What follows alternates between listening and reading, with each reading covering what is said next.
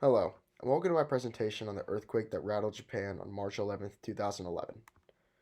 The day started out as any other for those in Tohoku, Japan, until around 2:45 p.m. when disaster struck. Now in this slide, to get an overview of the damage, here you can see the before and after pictures of the earthquake.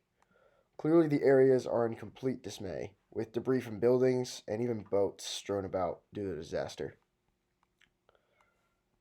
Now in this next graphic, you can see how the earthquake came about, with it occurring in a subduction zone along the Pacific and Eurasian plates, resulting in a Category 9 earthquake. Scientists have said that they believe the earthquake was reached this magnitude because of extra slippage due to a thin layer of clay along the fault line. This slippery clay resulted in the Pacific plate sliding underneath the Eurasian plate 164 meters. Now in this next slide, I wanted to note that a major component of this disaster is the tsunami that was a product of the earthquake. This tsunami was very large, reaching as high up as 39 meters above sea level. And this tsunami is the cause of the Fukushima nuclear power plant meltdown, as you can see in the picture on the right.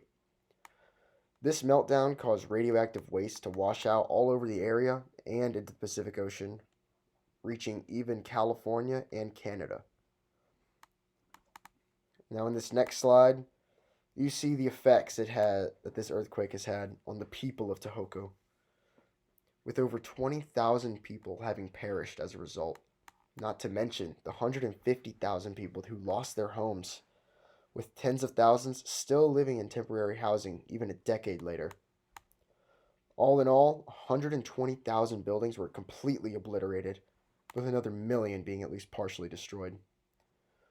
The damages from this earthquake have already cost people $200 billion, with the World Bank projecting a total cost of $235 billion when all is said and done.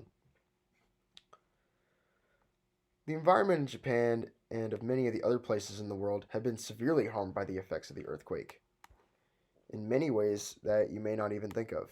As you can see in this picture on the left, you can see that pieces of the Salzburger ice shelf in Antarctica are detaching from the main hole, which is only adding to the melting of the glaciers caused by global warming. In the picture on the top right are Laysan albatross birds. It's a species of seabird, and they lost over 110,000 just from this earthquake. And in the bottom right, quite possibly the most devastating to the environment would be the 5 million tons of debris that washed out into the Pacific. This debris scattered all over the world and reaches shorelines anywhere from Canada to South America. Now, in this next slide, this is an interesting effect that this has had on Japan, as Japan's coastline actually moved eastward into the Pacific Ocean by 8 feet, which, as we know, is quite a lot for just a short period of time, given that continents move centimeters a year.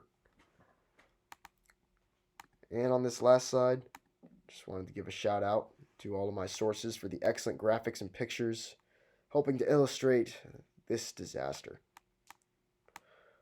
Thank you for watching. Have a good day.